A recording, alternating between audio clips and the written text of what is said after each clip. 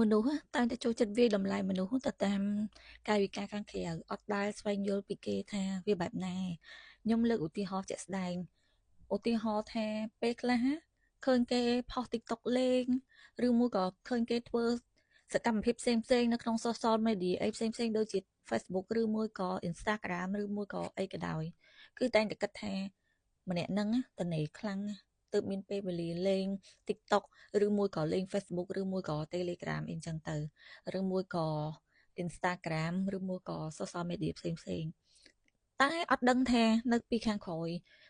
ធាតុពិតរបស់គេពេលដែលគេចាប់ផ្ដើមលេងហ្នឹងគេបានធ្វើអីរួចហើយនៅការងាររបស់គេប្រចាំថ្ងៃហ្នឹងមានអីគេខ្លះអត់ដឹងទេដឹងត្រឹមតែថាពេលឃើញគេលេងដឹងតែម្នាក់នឹងទៅ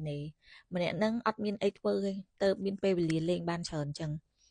នេះហើយគឺជាផ្នត់គំនិតអ្នកដែលតែងតែមើលគេនៅក្នុងផ្លូវអវិជ្ជមានណាអត់ដែលគិតគេឃើញគេល្អឯងអឺនិយាយរួមទៅរឿងហ្នឹងខ្ញុំជឿជាក់ថាសិតតែមានអ្នកធ្លាប់ឆ្លងកាត់អារម្មណ៍ដែលត្រូវគេប៊ូលីបែបហ្នឹងឬមួយក៏ត្រូវគេវាយតម្លៃបែបហ្នឹង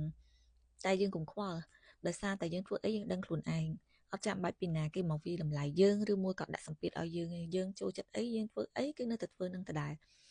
ហើយរឿងមួយទៀតដែលខ្ញុំចង់និយាយខ្ញុំនឹងតទៅវីដេអូក្រោយអរគុណ